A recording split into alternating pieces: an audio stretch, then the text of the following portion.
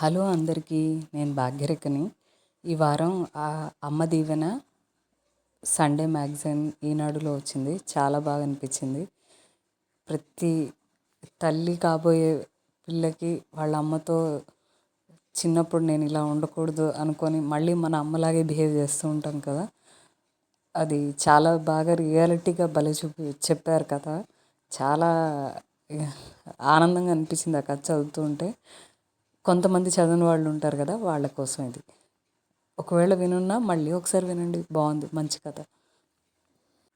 ఇక కథలోకి వెళ్తే, ఆర్నవి ఒక అమ్మాయికి పెళ్ళై ఉంటుంది. పెళ్ళయి తన కూతురు పుడుతుందన్నమాట. వాళ్ళ అమ్మ అంతకుముందు అంటూ ఉంటుంది, చిన్నప్పుడు ఎప్పుడైనా ఆర్నవి అల్లరి చేసినా, ఏదైనా వాళ్ళ అమ్మ మాట వినకపోయినా, రేపు నీకు పెద్ద అయ్యాక నీలాంటి మొండి కూతురు పుడితే అప్పుడు తెలుస్తుంది అమ్మగా నేనే అనుభవించాను. అప్పుడు ఆర్నవికి చాలా కోపం వస్తూ ఉంటుంది. కానీ అమ్మ అంటుందన్నమాట, ఇది కూడా ఒక దీవెనవే నీకు అనేసి. అప్పుడు ఆర్నవికి అర్థం కాదు. ఎప్పుడైతే తన ఓన్ బిడ్డ పుడుతుందో అప్పుడు తను వాళ్ళ అమ్మ ఏది చెప్తుంటుందో తను అదే చేస్తూ ఉంటుందన్నమాట. అండ్ ఆ కథలోకి వెళ్తూ ఉంటే అప్పుడు తనకి వాళ్ళ అమ్మ ఇంపార్టెన్స్ తనకి అప్పుడు అర్థమవుతుంది. వాళ్ళ అమ్మ చెప్పింది నిజమే అనిపిస్తుంది అనమాట. ఒక అమ్మ అయితే కానీ ఇంకొక అమ్మ రెస్పాన్సిబిలిటీ అర్థం కాదు అనేసి. ఓ రోజు, అమ్మ, అరకు వ్యాలీ ఎక్స్కర్షన్కి వెళ్తాను అడిగింది ఆర్నవి. వద్దులే తల్లి, అసలే చలికాలం, అయినా నాన్న ఒప్పుకోవాలి కదా. నువ్వు సరే అంటే వెళ్ళమన్నాడు నాన్న. ఆయనకే నాలిక చివరి నుంచి అనేసి నా మెడకు చుట్టేస్తారు. మంచి చెడు ఆలోచించనక్కర్లేదు. మొన్నే కదా నీకు జ్వరం వచ్చి తగ్గింది. ఇంత వెంటనే వెళితే మళ్ళీ జ్వరం తిరగబడితే ఎంత కష్టం. ఆలోచన లేకపోతే ఎలా? భర్త మీద విసుక్కుంటూ కూతురికి కాదని చెప్పేసింది కౌముది. పర్వాలేదమ్మా, మా ఫ్రెండ్స్ అందరూ వస్తారు, నాకు తోడుగా ఉంటారు. కౌముది నాకైతే వద్దని చెప్పేస్తుందిలే. అన్నిటికీ ఎలా అంటావేంటి? విసుక్కుంది. రేపు నువ్వు అమ్మ అయితే తెలుస్తుంది. నీలా కాదు నేను. నా పిల్లల్ని ఎప్పుడు కావాలంటే ఎక్కడికి కావాలంటే అక్కడికి పంపిస్తాను, పౌరుషంగా చెప్పింది. అది చూద్దాం, చిన్నగా నవ్వింది కౌముది. ఈ కాలం పిల్లలు మామూలేగా. చివరికి కూతురు మాటే నెగ్గింది. ఆర్నవి ఇంజనీరింగ్ చదివే టైంలో ఇలాంటివి చాలానే జరిగాయి. దాంతో పాపం కౌముది మీద అన్నిటికీ వద్దంటున్న ముద్ర పడిపోయింది. ఆ రోజు రాత్రి తండ్రి కూతురు కలిసి చిన్న మీటింగ్ ఏర్పాటు చేశారు. వంట వద్దని బయట నుంచి బిర్యానీ అవి ఆర్డర్ చేసి అన్నీ తిన్న తర్వాత తీరిగ్గా కౌముదిని ముగ్గులోకి దిలాగారు. విషయం ఏమిటంటే, ఆర్నవి ఎంఎస్ చేయడానికి యుఎస్ వెళదామని సరదా పడుతుంది. తండ్రి పెద్దగా అభ్యంతరం పెట్టలేదు. కౌముదికి మెల్లగా విషయం చెప్పి ఒప్పించేయాలనే ప్రయత్నం. నేను చచ్చినా ఒప్పుకోను, ఖరాఖండిగా చెప్పేసింది కౌముది. అది కాదమ్మా, కూతురు మాట వినిపించుకోకుండా నువ్వు మాకు ఒక్కదానివి. 4 ఏళ్ళు నువ్వు వెనక్కి వస్తానంటావు, కానీ అక్కడికి వెళ్ళిన వాళ్ళు తిరిగొచ్చిన దాఖలాలు లేవు. నువ్వు పుట్టాక నేను ఒక్కరోజైనా వదిలి ఉండలేదు. ఇప్పుడు నన్ను వదిలేసి ఎలా వెళ్ళిపోతాననుకుంటున్నావు? కళ్ళు నీళ్లు తిప్పేసింది.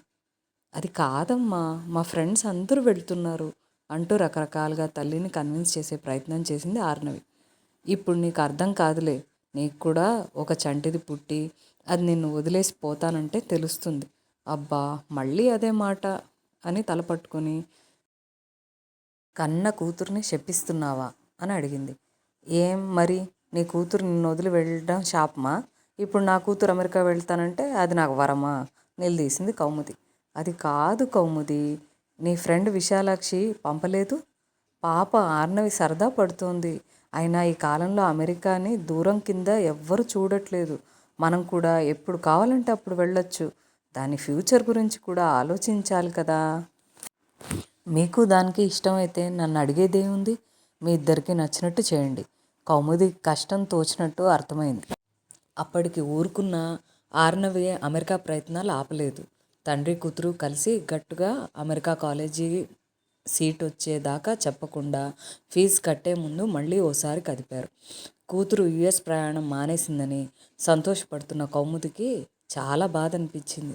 మీ ఇద్దరికి ఇష్టమైతే నిరభ్యంతరంగా వెళ్ళొచ్చు అని ముభావంగా చెప్పేసి ఆ క్షణం నుంచి వాళ్లతో అవసరమన్నా మాట్లాడుతుంది. వాళ్ళు ఏదన్నా అడిగితే అంటీ ముట్టనట్టు జవాబు ఇవ్వడం మొదలెట్టింది. ఈలోగా అనుకోని సంఘటన ఒకటి జరిగింది. రా అన్నయ్య, ఫోన్ అయినా చేయకుండా వచ్చావే, అంతా కులాసానా అంటూ ఊరు నుంచి దిగిన అన్నగారిని ప్రేమగా ఆహ్వానించింది కౌముది. మామయ్య, అత్తయ్య ఎలా ఉంది? నువ్వైతే బాగానే కనిపిస్తున్నావు, చేతులతో నువ్వు లావైనట్టు చూపిస్తూ అంది ఆర్నవి. బాగా లావయ్యానా? నవ్వుతూ అడిగాడు మేనకోడలు. ఓ గుప్పెడు పొట్టొస్తే మంచిదే లేరా, అది అలాగే అంటుంది అన్నయ్యని సమర్థించుకుంది కౌముది. బావగారు లేరా? అబ్బో, అంత గౌరవం ఎప్పటి నుంచి నాయనా? అప్పుడే ఇంట్లోకి అడుగు పెడుతూ ఆశ్చర్యంగా అడిగాడు ఆర్నవి తండ్రి. ఏం చేస్తాం, ఒక్కోసారి ఎలాంటి వాళ్ళనైనా గౌరవం ఇవ్వాల్సి వస్తుంది. ఏమిటి నీ ఉద్దేశం? అంతే. ఇద్దరు పెద్దగా నవ్వుకున్నారు. కారణం, ఇద్దరూ చిన్నప్పటి నుంచి మంచి స్నేహితులు. భోజనాలు చేస్తుండగా అసలు విషయం బయటపెట్టాడు కిషోర్. మనం అనుకుంటే సరిపోదన్నయ్యా, వాళ్ళ ఉద్దేశాలు వేరుగా ఉన్నాయి. ఆయన గారు కూతుర్ని అమెరికా పంపుతారట, చదువులకు చాలా కష్టంగా చెప్పింది కౌముది. అమ్మా, అంత బాధగా ఉందా అనిపించింది ఆర్నవికి. తండ్రి ముఖం చూసింది కొంచెం బేలగా. ఎప్పుడు వెళ్తున్నావు అమెరికా? మామయ్య ప్రశ్నకి వెర్రి నవ్వు నవ్వి, ఇంకా ఏం తెలీదు అంది. విమానం ఎక్కే ముందు రోజు చెబుతారులే అన్నయ్య. అదేమిటమ్మా అలా అంటావు? బాధగా అంది ఆర్నవి. చూడు చెల్లమ్మ, దానికి ఇష్టమై వెళ్తానంటే నువ్వు అడ్డు పట్టుకోకూడదు. ఈ రోజుల్లో ఎంతమంది వెళ్ళట్లేదు. అంతేలే అన్నయ్య, ఈ కష్టం తెలియాలంటే దానికి కూడా ఒక కూతురు పుట్టాలి. అబ్బా, మళ్ళీ మొదలెట్టింది. ఇరిటేషన్ వచ్చేసింది ఆర్నవికి. సాయంత్రం తిరిగి వెళ్లే ముందు ఆర్నవి అమెరికా విషయం తెలిసాక నా ప్రపోజల్ గురించి ఇంకా ఏం మాట్లాడలేకపోతున్నాను. చెల్లెల దగ్గర సెలవు తీసుకుంటూ అన్నాడు ఆర్నవి మేనమామ. ఏం చేస్తాం, మనం చాలానే అనుకుంటాం, మన చేతుల్లో ఏమీ లేదు. వదిన్ని ఏమీ అనుకోవద్దని చెప్పు. విశ్వాగాడిని నా తరఫున సారీ చెప్పు, బాధపడింది కౌముది. ఆ రాత్రి మళ్ళీ ఒక చిన్న మీటింగ్. తాడో పేడో తేల్చేసి తల్లిని ఒప్పించాలని ఆర్నవి ప్రయత్నం. అయితే ఆమె ఆశ్చర్యపోయేలా తండ్రి స్వరం మారిపోయింది. అది కాదు నాన్న. లేదు తల్లి, నేను చెప్పేది విను ముందు. తర్వాత నీకు నచ్చిన నిర్ణయం తీసుకో. అమ్మ నేను కూడా కాదనం. తల్లి తరఫున కూడా హామీ ఇచ్చేశాడు. విశ్వ మంచివాడు. CA పాస్ అయి హైదరాబాద్లో మంచి ఉద్యోగం చేస్తున్నాడు. ఆస్తులు బాగానే ఉన్నాయి. వాడు నిన్ను ఇష్టపడ్డాడు. కానీ నిజానికి అలాంటి సంబంధం తేవడం కొంచెం కష్టమే తల్లి. పైగా వాళ్ళొచ్చి నిన్ను ఇమ్మని అడుగుతున్నారు. ముఖ్యంగా అత్తయ్య మామయ్య నేను చాలా మంచివాళ్ళు. అవకాశాలు అస్తమానం రావు. ఇప్పుడు వదిలేస్తే తర్వాత బాధపడాల్సి వస్తుందేమో ఆలోచించు. ఆర్నవికి ఉడుకుమోత్తనంగా ఉంది. ఒరే విశ్వ, ఎంత చెప్పాను నీకు, US వెళ్ళడం నాకు ఎంత పెద్ద డ్రీమ్ అని. ఒక్క 4 ఏళ్ళు పెళ్ళికి ఆగటం వినవా? నీ పని ఇప్పుడు కాదు. పైగా మామయ్యని పంపించి నన్ను ఇరికిస్తావా? లోపల రగిలిపోతోంది ఆర్నవి. నిజానికి వాళ్ళిద్దరూ ప్రేమించుకున్నా ఇటు అటు పెద్దలకి ఏమాత్రం తెలియకుండా జాగ్రత్త పడ్డారు. నువ్వేం మాట్లాడవే అన్న భర్త వైపు నిర్లిప్తంగా చూసింది కౌముది. నా మాటకి ఏమాత్రం విలువ లేనప్పుడు మాట్లాడి ఏం ప్రయోజనం? ఇక లాభం లేదని, నాకు విశ్వాన్ని చేసుకోవడం అభ్యంతరం లేదు, మనసులో మాటని బయటపెట్టి అవకాశాన్ని వదులుకోవడం ఇష్టం లేక చెప్పేసింది ఆర్నవి. వింటున్న ఇద్దరి మొహాలు వెలిగిపోయాయి. కానీ US వెళ్ళొచ్చాకే అయితే ఓకే అంటే 4 ఏళ్ళు ఆగాలి మరి. కూతురు ఒప్పుకోవడంతో మురిసిపోయి మర్నాడే బావమరిది ఊరికి ప్రయాణం అయ్యారు. 4 ఏళ్ళు ఆగడం సమస్య కాదు, కానీ మా అమ్మా నాన్న బాగుండగా వాడికి పెళ్లి చేయాలని నా తాపత్రయం. వదిన మాటకి ఏం చెప్పాలో తెలియక కూతురి వంక చూసింది కౌముది. అందరూ 10 సార్లు చెప్పిన మీదట తప్పనిసరై కొంత అయిష్టంగానే ఆర్నవి సరే అంది. ఫోన్లో మాత్రం విశ్వాన్ని వాయించేసింది.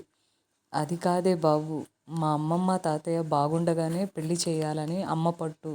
దానికి నేను ఎదురు చెప్పలేకపోయాను. సారీనే బతిమాలాడు. అందరూ ఆనందంగా భోజనాలు చేస్తుండగా, ఇందాక ఒప్పుకున్నాను కానీ నేను అమెరికా వెళ్ళొస్తేనే కానీ ఈ పెళ్లి చేసుకోలేను. మళ్ళీ పాత బాంబే పీల్చింది ఆర్నవి. మళ్ళీ మొదటికొచ్చిందా వ్యవహారం అనుకుంటూ తలలు పట్టుకున్నారు అందరూ. నిమిషానికి ఒక మాట అయితే ఎలాగమ్మా అన్న తండ్రి వైపు చూస్తూ, నాన్న నీకు తెలుసుగా నా US ఎలాగైనా అమెరికా వెళ్ళాలి, గారాలిపోయింది. పెళ్ళయ్యాక మీ ఆయన తీసుకెళ్తాడులే అని అత్తయ్య మాటల్ని తేలిగ్గా తీసేస్తూ ఏం అక్కర్లేదు నేను వెళ్ళగలను టీవీగా చెప్పింది.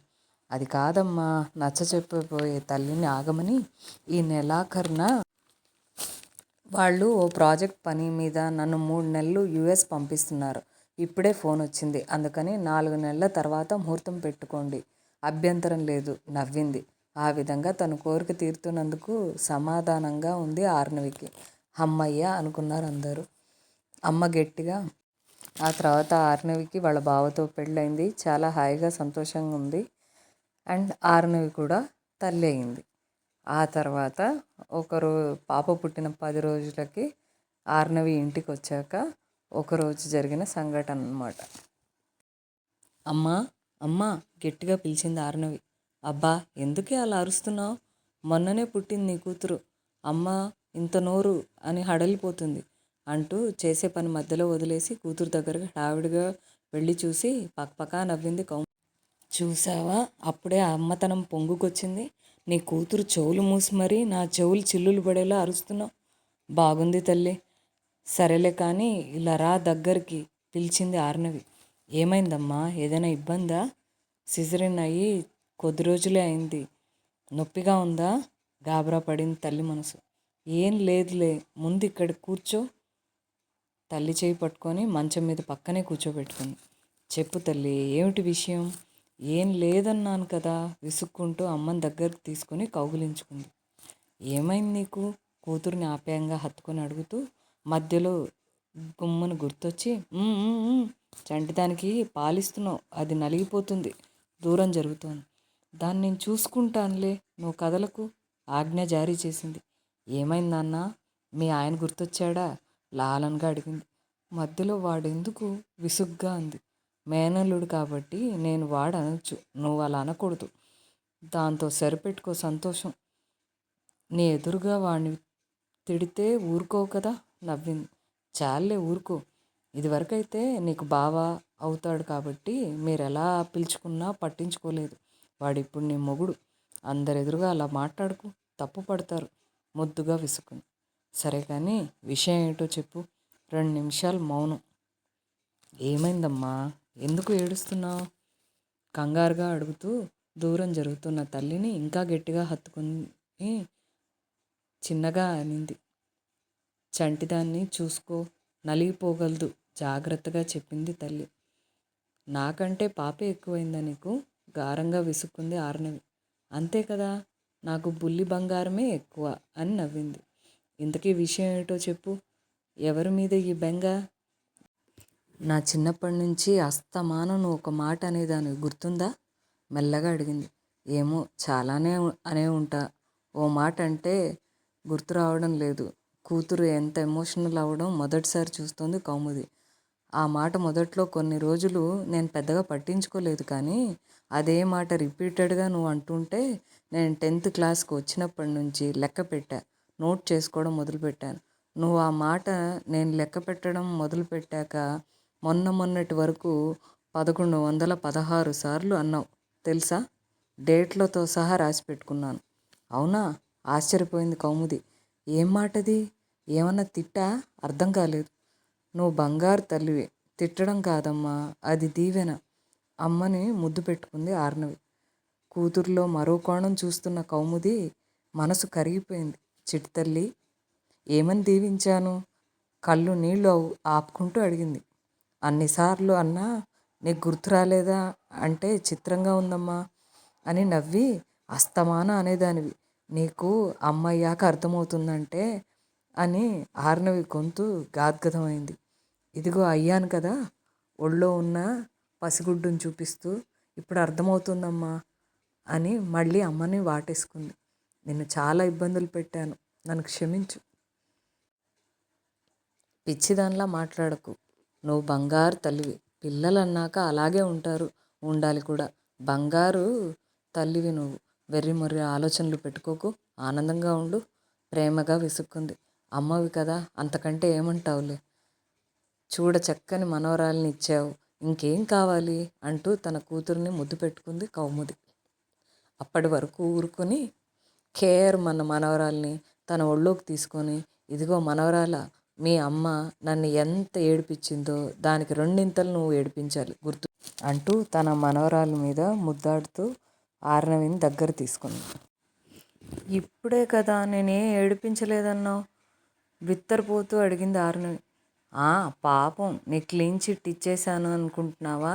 అదేం కాదు. ఇదిగో ఈ బుడంకాయ పుట్టిందిగా, నా కక్ష అంతా అది తీర్చుకుంటుందిలే. తల్లులిద్దరూ నవ్వుకున్నారు ఆనందంగా. అమ్మమ్మ చేతిలో ఉన్న చిట్టి తల్లి కూడా ఏడుపు మానేసింది ఏదో అర్థమైనట్టు. చంటిది పుట్టి 1 నెల అవుతోంది. అర్ధరాత్రి మనవరాలి ఏడుపుకి మెలకు వచ్చింది కౌముదికి. ఊర కంటితో పక్క మంచం మీదకి తొంగి చూసింది. తను లేచి పాపను ఊరుకోపెట్టాలనుకున్నా మళ్ళీ హైదరాబాద్ వదిలి వెళితే ఇవన్నీ ఎలాగో ఆర్నవి ఒక్కతే పడాలి కదా, అందుకే అలవాటవని అనుకొని ఊరుకుంది. అప్పటికే గాఢ నిద్రలోంచి లేచి పిల్లలకు పాలివ్వడానికి సమాయత్నం అవుతూ విసుక్కుంటూ కూతురి కష్టం చూసి ముందు జాలి అనిపించినా ఆమె అన్న మాటకి మాత్రం మురిపెంతో కూడిన పెద్ద నవ్వు వచ్చింది కౌముదికి. అయితే పైకి మాత్రం నవ్వకుండా బలవంతంగా ఆపుకుంది. లేకపోతే కూతురు విసుగు తన మీదకు మళ్ళీపోయే ప్రమాదం ఉంటుందని తెలుసు. అబ్బా, అర్ధరాత్రి లేదు, అపరాత్రి లేదు, ఎప్పుడు పడితే అప్పుడు ఆకలేనా, పగలంతా నిద్రపోవు, నన్ను ఏడిపించడానికే రాత్రిపూట్ల ఏడుపు మొదలెడతావు. ఇప్పుడు కాదులే, ఓ 25 ఏళ్ళు పోని, నీకు 100 రెట్లు ఎక్కువ తిక్కల కూతురు నీకు పుట్టి ఇలాగే ఏడిపిస్తే అప్పుడు తెలుస్తుందిలే అంటూ లేని ఆ చంటిగడ్డును విసుక్కుంటూ ఉంటే తనకు ఆర్నవి వాళ్ళ అమ్మ గుర్తుకు వచ్చింది. కథ సమాప్తం. అందరికీ నచ్చితే please like, share and subscribe. Thank you. కానీ చాలా బాగుండింది కథ.